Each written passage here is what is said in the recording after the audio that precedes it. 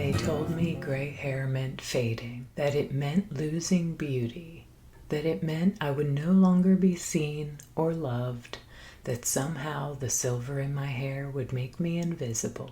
But that isn't true. Gray isn't loss, gray isn't fading, gray is life. Gray is courage. Gray is the proof of experience, the accumulation of years lived, of moments felt deeply, of lessons learned. From the first moment I noticed those threads weaving through my hair, I realized something. The world wants women frozen in time.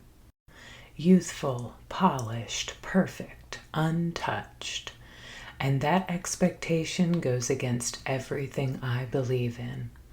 I don't want to be frozen. I want to evolve. I want to expand. I want to grow, to flow, to move with life. Staying frozen is a futile effort. It's unnatural. It contradicts the very way the universe works. The universe is ever changing, ever expanding, ever becoming.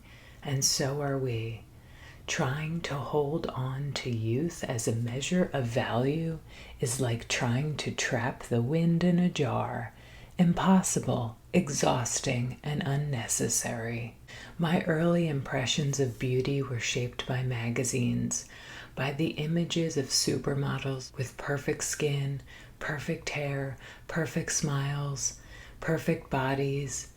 Those photos were iconic, almost worshipped in our culture, shoved in our faces daily as if to teach us that perfection was the only path to being seen, being loved, being valuable. I remember looking at those images and thinking, if I could be like that, maybe the world would see me the way I wanted to be seen. Maybe I would be loved just like them. And I don't think I even consciously thought about gray hair or aging then. It was distant, abstract, something that happened to other people in other lives, not something I needed to confront yet. Right after high school, I became a hairstylist, partly because I loved the creativity of it, partly because I didn't feel smart enough to do anything else. It felt like the only path open to me. Working in salons, coloring hair became part of the job, but it also became a habit. I colored my own hair, and over time, I started coloring it to cover roots. I didn't think much about it. It wasn't about chasing youth yet. It was simply a routine, a habit like brushing my teeth or making coffee in the morning. Years passed, coloring hair became automatic. I only really started thinking about aging when I hit 40. That's when I began experimenting with facial exercises, home routines, natural products, small things that felt like gentle rebellion against time, little ways to honor myself without hiding who I truly was. But underneath it all, I realized the real struggle wasn't the hair, it was the conditioning, the expectation to look perfect, to present myself in a way that matched society's arbitrary standards. I decided to stop coloring my hair out of curiosity. I wanted to see it. I wanted to discover what my natural self looked like. It was part of a larger journey, a process of awakening, soul-searching, trying to peel away everything I'd been taught to believe about my value and my worth. And yes, there was fear. I won't lie. There were moments when I doubted myself, wondered if I had made the right choice. But there was also rebellion, a fierce determination to see this through. I wanted to experience the truth of my own hair, my own being, without artificial covers or masks. I wanted to love myself fully, flaws, imperfections, and all. I had always felt flawed. I held myself to impossible standards, constantly measuring myself against a version of perfection that didn't exist. And now, in this moment of choosing gray, I embraced what had always been there beneath the surface. I was saying, enough. Enough with hiding, enough with trying to fit into a mold. I was choosing authenticity, choosing freedom, choosing me. My husband supported me, and my sister and I decided to do it together. That made the journey lighter, even fun. I found ways to experiment with style, with subtle changes along the way, to make the transition playful instead of stressful. The main driver was curiosity. I wanted to see myself clearly and love what I saw. The pressure to maintain a youthful appearance isn't random.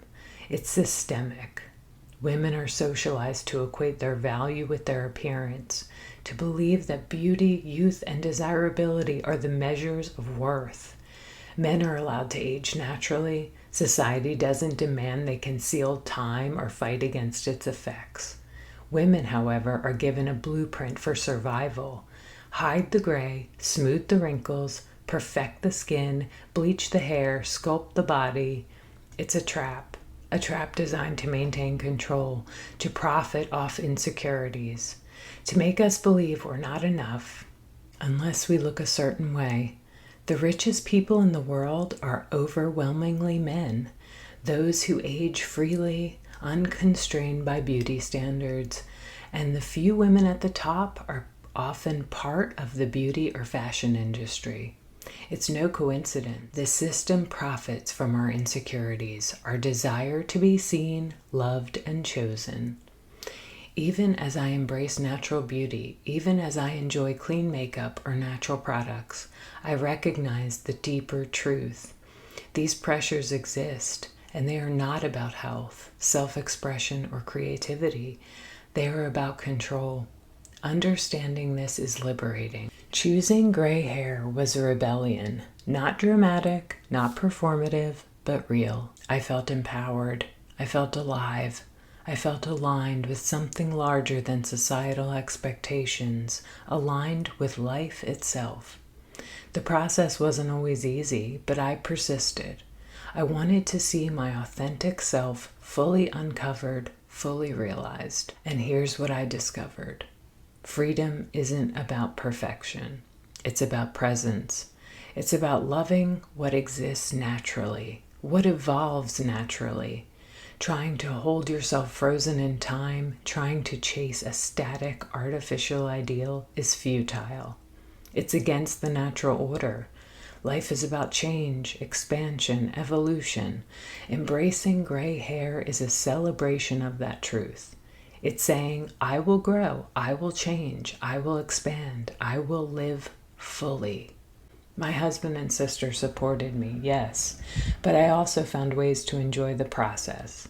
I played with my hair, tried small styles, found beauty in the in-between phases. It became fun, not fear. I realized that loving myself fully, embracing the gray, was more joyful than any dye could ever make me feel. Gray hair isn't just hair. It's a story. It's history. It's life etched in strands of silver, and that's why I love old things. Old objects, old buildings, vintage furniture, weathered textures, western towns. They all carry soul, character, history. I love crackle paste in my paintings because I love cracks, imperfections, the evidence of time. I love worn leather, chipped paint, rusted metal. These things aren't flaws. They're proof that something has been lived, that something has been loved, that something has endured. The same is true for hair, the silver strands, the texture, the natural evolution. These are proof of life lived fully, courageously, authentically. To see gray hair as a loss is to misunderstand the universe. Life is about change, about growth. Trying to erase it is like trying to stop a river from flowing. Aging isn't a problem, it's a gift. The pressure to hide it is a cultural construct. Women are conditioned to fear aging because youth equates to value in a patriarchal system. But aging naturally, embracing life as it comes, aligning with change and evolution, that's freedom. We've been trained to believe that being static, frozen in time, is desirable. But the universe is never static. Nature flows, seasons change, rivers carve valleys, stars explode and die, forests grow and fall, oceans move. Human life is no different. So what does gray hair teach us? That authenticity is power.